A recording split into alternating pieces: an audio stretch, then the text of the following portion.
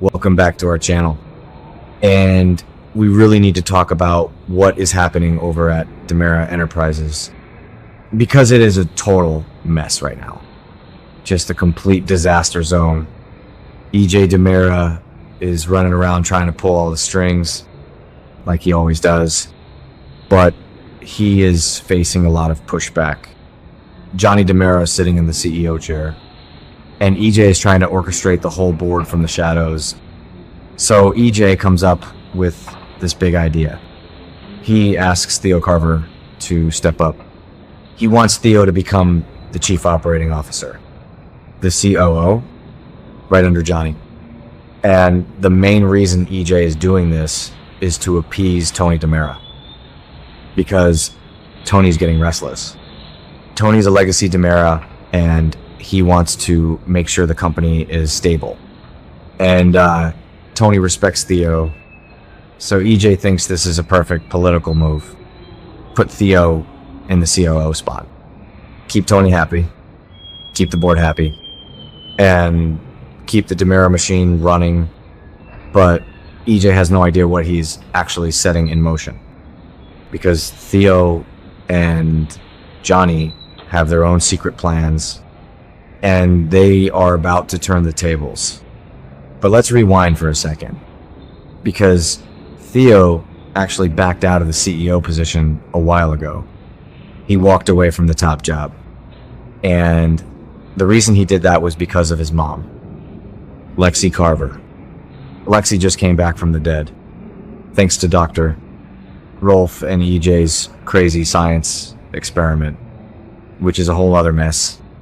And Theo was terrified that Lexie would be so disappointed in him, because the DiMera family is toxic.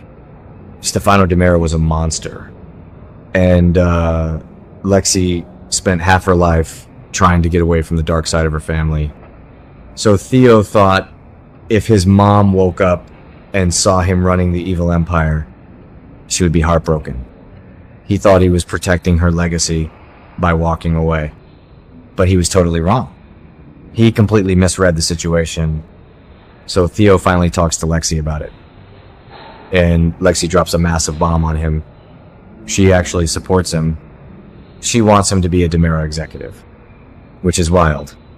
But Lexie explains it. She tells Theo that he is a good man. He has Abe Carver's morals, and he has her heart.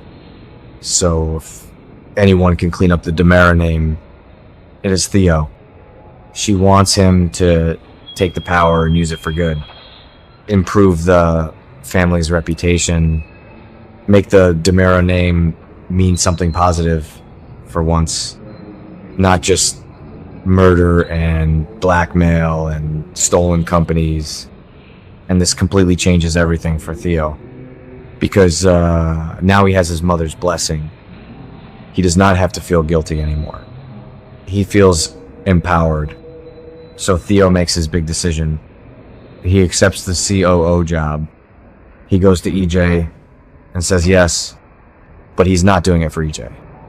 He is doing it for Johnny.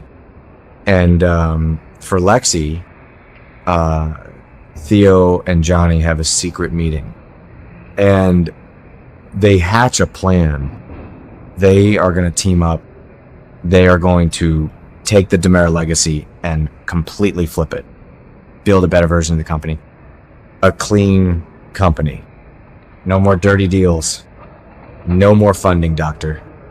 Rolf's crazy underground labs, which is going to make EJ furious when he finds out, because EJ wants to carry out Stefano's ruthless vision. EJ wants to rule Salem with an iron fist, but Johnny and Theo are the new generation, and they are rebelling from the inside. They are going to use their executive power to block EJ's shady moves. And it is about time somebody stood up to EJ, and this is such a huge relief for Johnny, because Johnny's drowning right now. The spoilers for Days of Our Lives show that Theo's help is going to take a massive amount of pressure off Johnny's shoulders. Johnny never even wanted to be a corporate shark. He wanted to make movies He is an artist, but he got pulled into this family war, and now he is the CEO, but his personal life is completely falling apart. He has so much to worry about right now, and he cannot be in the boardroom fighting with EJ all day. He needs Theo to handle the day-to-day operations so Johnny can focus on his wife, because Chanel is in the fight of her life, and it is getting worse.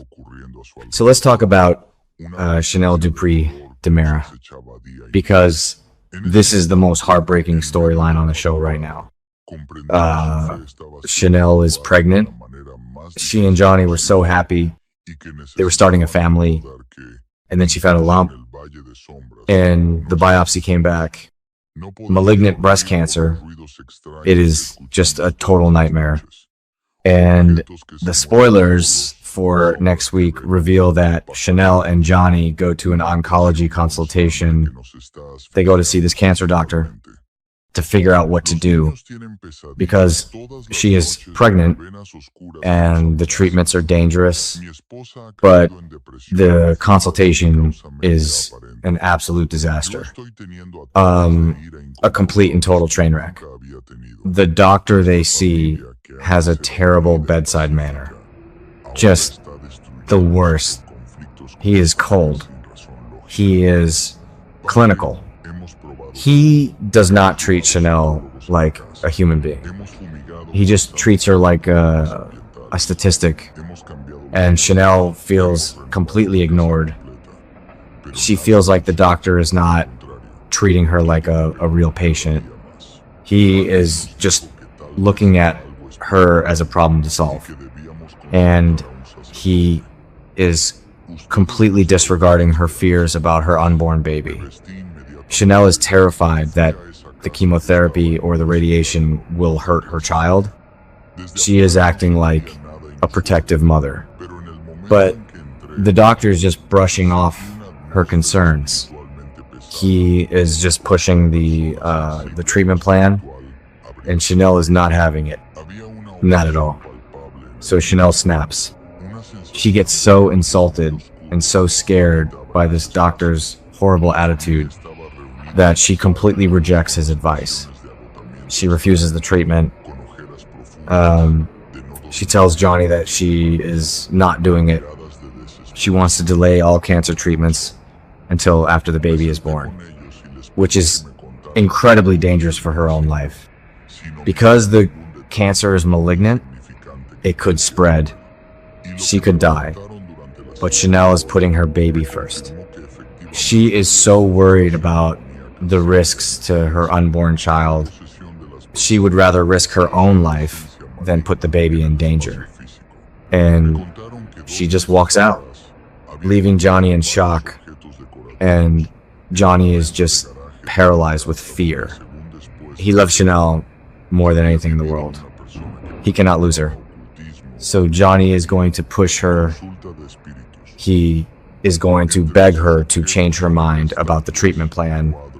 He wants her to fight for her life, because if she dies, the baby loses a mother, and Johnny loses his soulmate.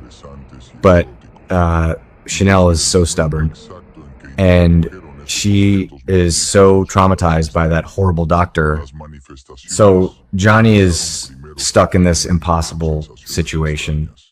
He has to try and convince his pregnant wife to undergo toxic treatments while also trying to run a massive global corporation.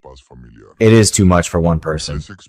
And that brings us right back to Theo, because this is why Theo stepping up is the only thing keeping Johnny from a total mental breakdown. Johnny can leave the DiMera office. He can go to the hospital with Chanel. He can sit by her bed.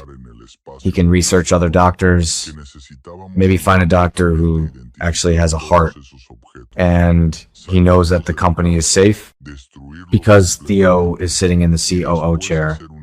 Theo is watching the numbers. Theo is blocking EJ from stealing the company funds. Theo is the ultimate wingman right now. And it is such a beautiful dynamic between these two cousins, because you have to look at the family tree.